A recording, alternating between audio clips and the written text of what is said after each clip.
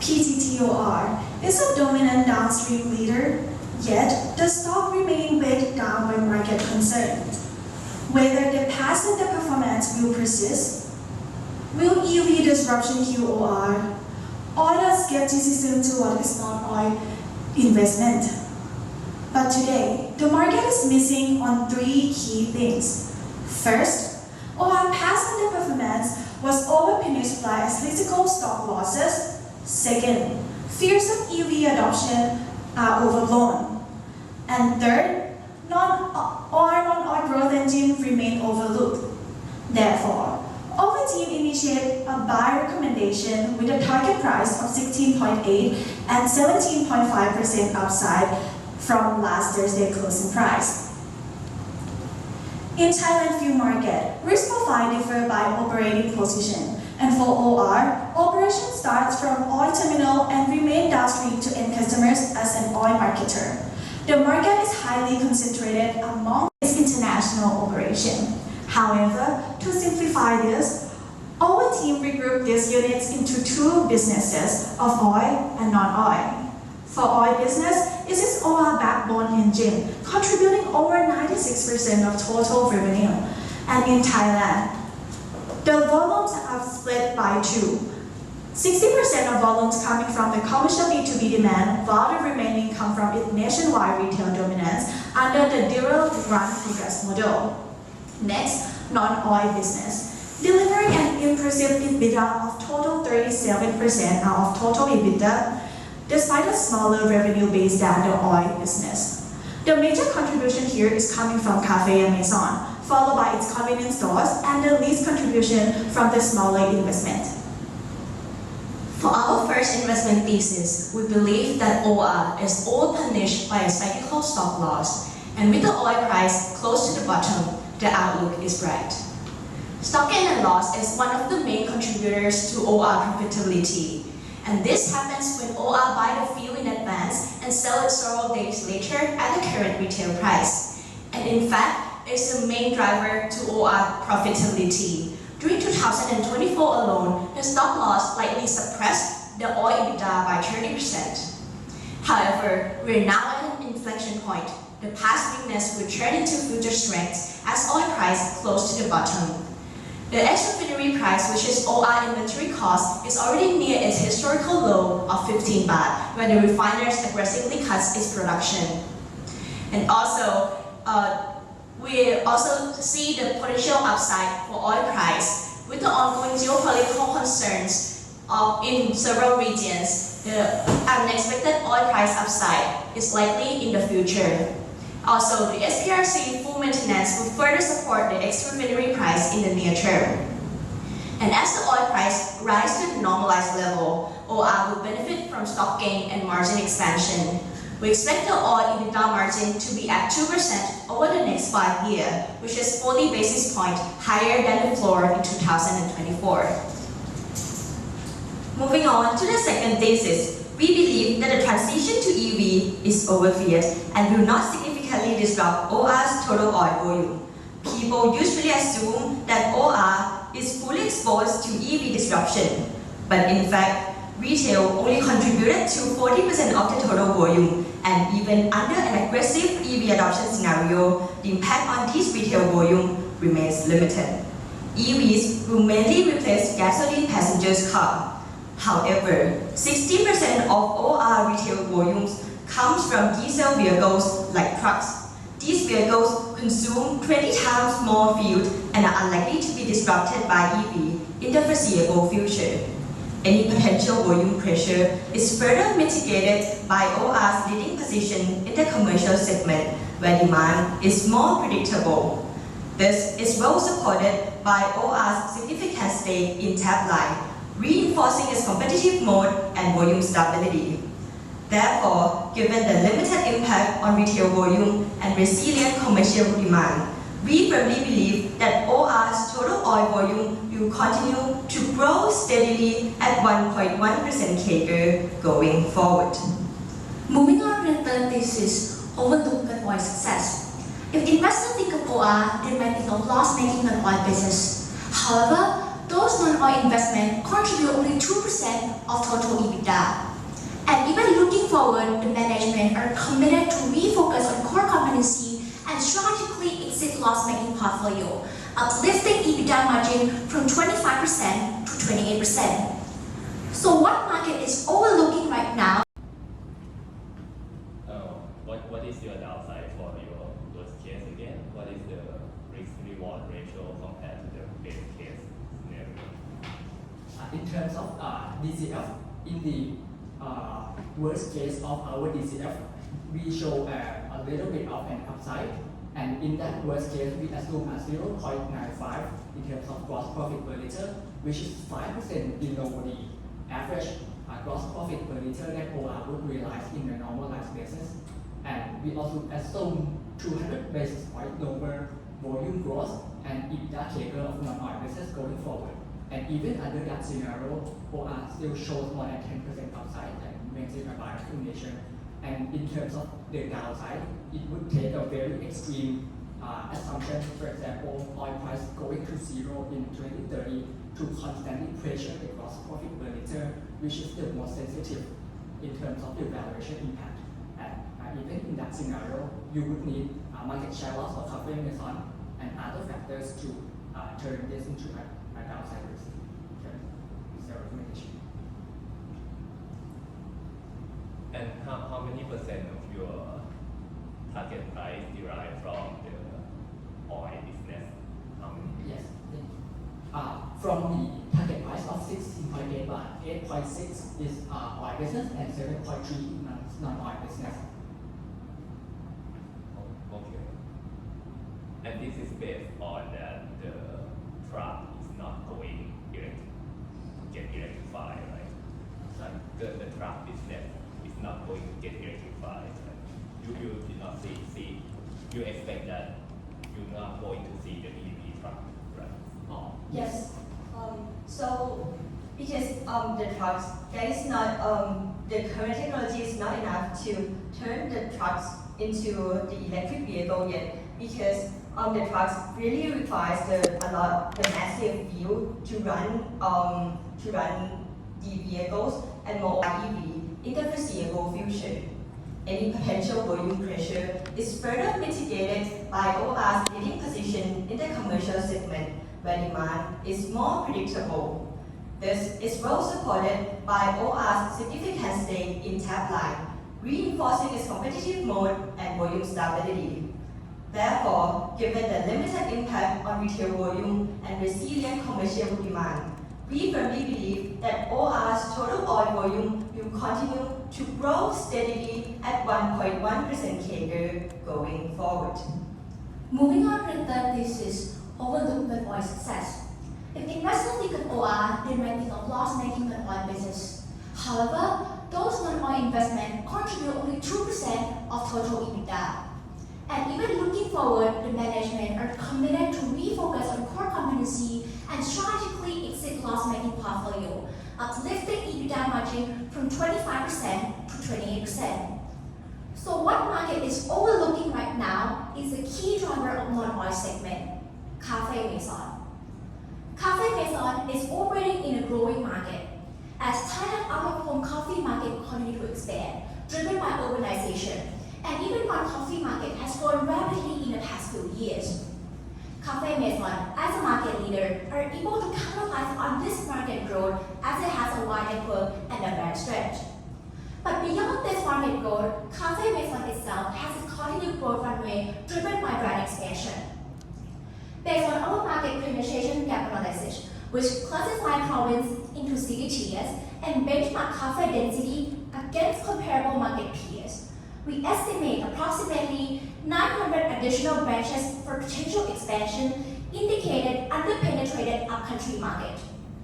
But despite brand expansion, cups sold per store has remained resilient, which we expect cups sold per store to be healthy at 89,000 cups in 2030, increase overall OR revenue. Next, from ESG perspective, OR has a very strong ESG score driven by environmental and social, and even confirmed by reliable external parties. Despite operating in oil business, OR continuously reduced the carbon emission per unit despite increasing in volume sold. On a social aspect, OR had continuously advanced well-being and diversity initiatives. Governance is area for improvement. Despite having well-rounded management team, OR has faced high CEO turnover, and this risk has incorporated through more cautious assumption. Through valuation, we arrive at an upside of 17.5% based on a DCF sum of the parts analysis, where we break down OR into oil and non-oil business due to their different risk and growth profile. Overall, we forecast an EBITDA CAGR of 2.8% going forward. For oil business, the forecasted 1.2% EBITDA CAGR is driven by both a resilient volume and also a more favorable gross profit per liter as stock loss comes. For non-oil business, we forecast an EBITDA CAGR of 4.9%, mainly driven by a stable growth of Cafe Amazon and also an increase in the contribution from other non-oil businesses. And this operational performance will be supported by both a healthier margin profile as high margin non-oil contribution increases and also the healthy balance sheet with only 0.2 times interest-bearing debt to equity ratio. Our football field analysis further shows that even under the bear case of DCF, we still maintain a buy recommendation. And it is further supported by other valuation methods, for example, relative valuation. Compared to peers, OR trades at a discount and shows an 11% upside. In fact, it is currently 1.3 standard deviations below the historical median in terms of EV/EBITDA since IPO. However, we see two key risks going forward. One is market share loss of Cafe Amazon, and second is the pressure on gross profit per liter. For Cafe Amazon, in an extreme scenario of 70% market share loss, the downside is 13%. And for gross profit per liter, even under the worst case, the recommendation is still a hold.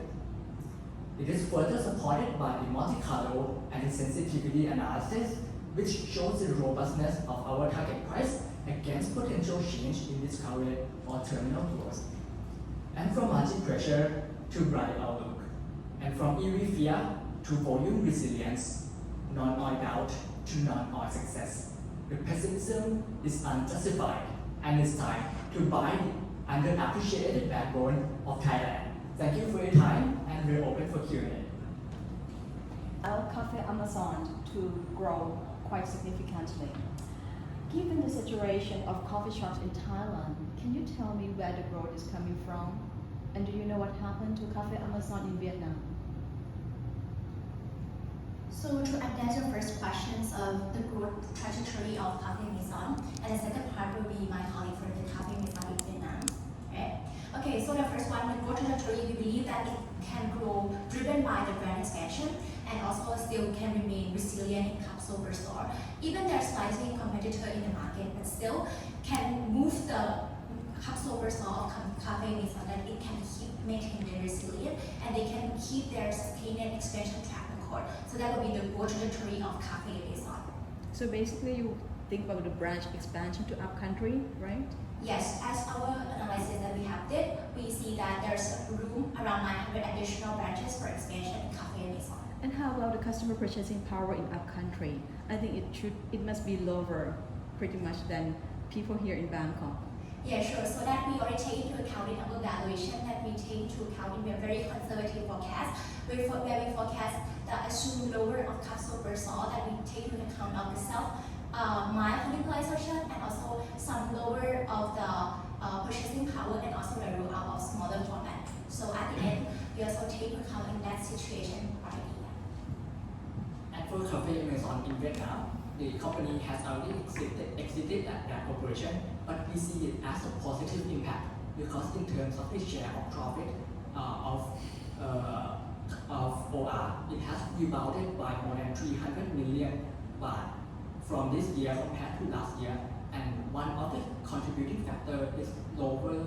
It has exited the loss-making business, And when you think about it, 300 million baht, given let's say 10 times PE ratio, 3 billion baht, that is almost 2 or 3% of the market value that is created from the company being more disciplined in terms of risk-taking and exiting the investment that has not worked out well for them. I saw that part of the international sales come from Cambodia. So how does the conflict between Thailand and Cambodia affect the revenue, and would that affect your valuation? Yes, so most of the impact of Cambodia has already been reflected in OR's earnings. We believe that it is very little in terms of EBITDA right now that is currently in Cambodia. And in the worst case of full withdrawal from Cambodia, it is 3% of EBITDA, and we still maintain a buyer recommendation under that scenario. My question goes in the same direction. First of all, thanks for your presentation, but I do understand that 96% of the revenues is still derived from the oil business. So to what extent do you think that you have covered geopolitical risk enough in your presentation? Sorry, could you repeat that question? Yes, certainly. So I'm sorry if I was not clear. So 96% of the revenues is still derived from the oil business. Currently, we live in a world in turmoil, and the colleague mentioned already, right, potential revenue downside from the border conflict with Cambodia. So I'd like to understand, to what extent do you think you covered geopolitical risk in your presentation enough? Alright, so we believe that geopolitical risk is potentially a concern. However, in a more geopolitically volatile environment, one of the key things that can happen is the oil price upside. And that would create a lot of stock gain for OR, which is a real economic impact. However, for other impacts of geopolitical concern, maybe more contained in the Southeast Asia region, that is can impact the volume. However, the impact on valuation is relatively mild compared to the sensitivity in terms of the gross profit uplift that is possible when geopolitical concern rises.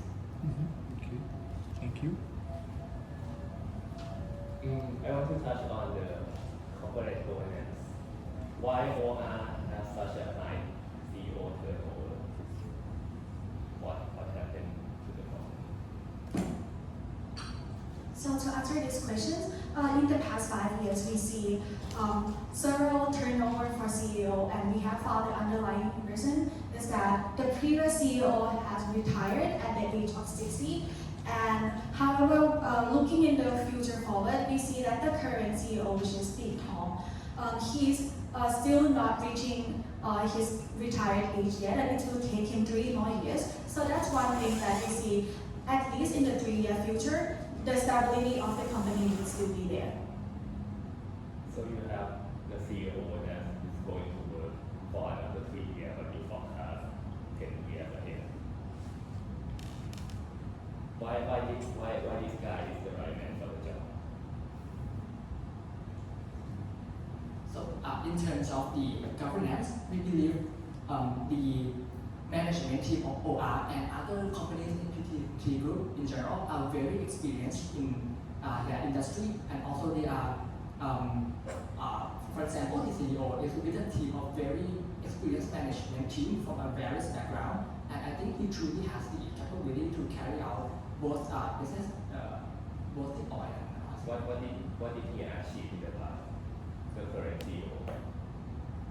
What did he achieve at To add on, so for Nong Lee Tong, he was working with PTT previously. So first of all, he has an experienced knowledge in the industry of oil and gas, specifically where oil is also operating. And also, he also graduated and have the education background that support this. And we believe that his several years working in the field will help him work at this job. And regarding your concerns about the handover that keep happening amongst the CEO turnover in OR, we believe that the company, even though it will sometimes create some constraint moving forward. However, looking in the past, every turnover, the previous CEO will always make a handover properly. If we look at the previous CEO, who is Mr. Thammasat, who also hands over by exiting some of the few companies and leading over to Mr. Big Tong. So we believe that the company moving forward is still bright. What business unit did the current CEO oversee when he was at PTT? So he was in charge of the PTT. I believe it is he was at CFO there, and he therefore really worked on the PTT where it's more upstream. However, moving forward to OR, even though it's more downstream, it still provides you knowledge, understanding the ecosystem and how the network of port operation work.